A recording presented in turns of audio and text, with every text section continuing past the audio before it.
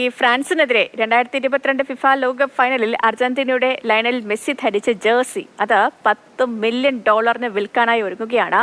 ഇന്ന് വൈകുന്നേരം 5:01 കൂടിയാണ് ഈ ലേല നടപടിക്രമങ്ങളൊക്കെ പൂർത്തിയാവുക. അതുകൊണ്ട് തന്നെ അതിനായി കാത്തിരിക്കുകയാണ് ആരാധകർ.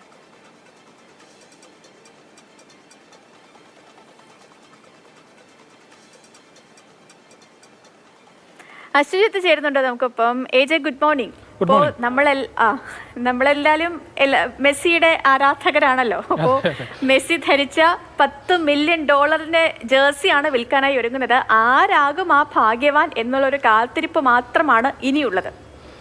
സേതു, ഈ പറഞ്ഞതുപോലെ നമ്മുടെ നാട്ടിലൊക്കെ ധാരാളം മെസ്സി ആരാധകരുള്ളതാണ്. ഒരുപക്ഷെ കോഴിക്കോട് നിന്നോ മലപ്പുറത്തു നിന്നൊക്കെയുള്ള കട്ട മെസ്സിി ഫാൻസ് ആരെങ്കിലും ഈ ലേലത്തിൽ പങ്കെടുക്കുന്നുണ്ടോ എന്നുള്ളതാണ് നമ്മളെ സംബന്ധിച്ചിടത്തോളം വലിയൊരു കൗതുകരമായി.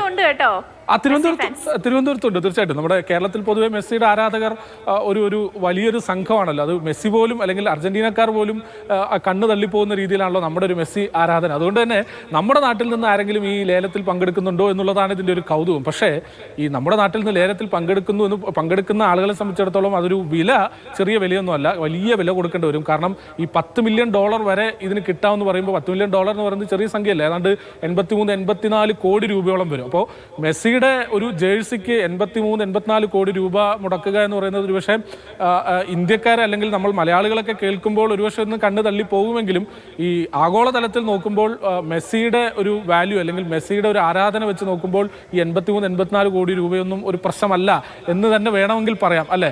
അപ്പോൾ സമ്പന്നരായ ആളുകൾ പലരും ഇതിനകത്ത് നിലവിൽ തന്നെ ഇതിനകത്ത് ലേലത്തിൽ പങ്കെടുത്ത് കഴിഞ്ഞിട്ടുണ്ട്. അവർ അവരുടേതായിട്ടുള്ള തുക കോട്ട് ചെയ്ത് കഴിഞ്ഞിട്ടുണ്ട്.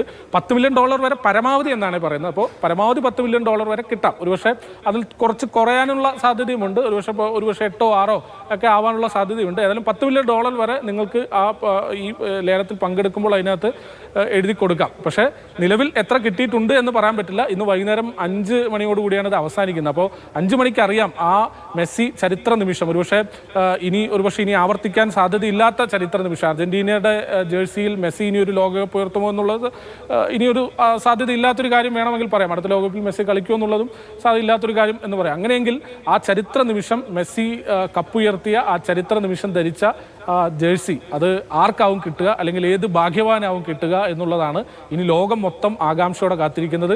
ഏതായാലും മെസ്സി ഫാൻ എന്ന നിലയിൽ ഞാനും വളരെ ആകാംക്ഷയോടെ കാത്തിരിക്കുന്നു അത് ആർക്ക് കിട്ടുമെന്നുള്ളത്. ഇനി ഒരു കാര്യം കൂടെ പറയാം. ഇത് ഈ $10 മില്യൺ സമ്പാദിച്ചത് മെസ്സിയുടെയോ അല്ലെങ്കിൽ മറ്റേതെങ്കിലും ഏജൻസിക്കോ അല്ല പോകുന്നത്. അതുകൂടെ പ്രസക്തമാണ്. ഇതിലെ വലിയൊരു ശതമാനം തുകയും ജീവകാരുണ്യ പ്രവർത്തനങ്ങൾക്കായാണ് മാറ്റിവെക്കുന്നത്. അതും നമ്മൾ എടുത്തു പറയേണ്ടതാണ്. മാതൃകാപരമായ പ്രവർത്തനം കൂടിയാണ്, അല്ലേ സേതു? തീർച്ചയായും ഏജ്. എന്താണെങ്കിലും നമ്മൾ മെസ്സി ഫാൻസിന് നമുക്ക് ഈ TV-യിലൂടെയും അതുപോലെ തന്നെ ഓൺലൈൻ മീഡിയയിലൂടെയൊക്കെ നമുക്ക് കാത്തിരിക്കാം ആരാണ് ആ ജേഴ്സി വാങ്ങുന്നതെന്ന് അറിയാനായിട്ട്. കാരണം കോടികളുടെ കണക്കാണല്ലോ, നമുക്ക് വാങ്ങാൻ. അതെ, കഴിയുമെങ്കിൽ പൈസ ഉണ്ടായിരുന്നെങ്കിൽ ഞാനും പോയി പങ്കെടുത്തന്നെ. പക്ഷെ നിർഭാഗ്യവശാൽ നിലവിൽ ആ സാഹചര്യം ഇല്ലാത്തതുകൊണ്ട് അതിനെപ്പറ്റി ചിന്തിക്കുന്നില്ല. അതെ, തീർച്ചയായും. അപ്പൊ നമുക്ക് അതിനുവേണ്ടി കാത്തിരിക്കാം. ഈ 5:01 കൂടി നമുക്കറിയാലോ ആരാണ് ആ ഭാഗ്യവാനെന്ന്. ഒപ്പം തന്നെ ഈ പറഞ്ഞതുപോലെ ഇതിന്റെ പകുതി ഭാഗവും ജീവകാരുണ്യ പ്രവർത്തനങ്ങൾക്ക് വേണ്ടി പോകുന്നു എന്ന് പറയുന്നത് ഒരുപാട് സന്തോഷം നൽകുന്ന ഒരു കാര്യവും. ശരി ഏജെ, എന്താണെങ്കിലും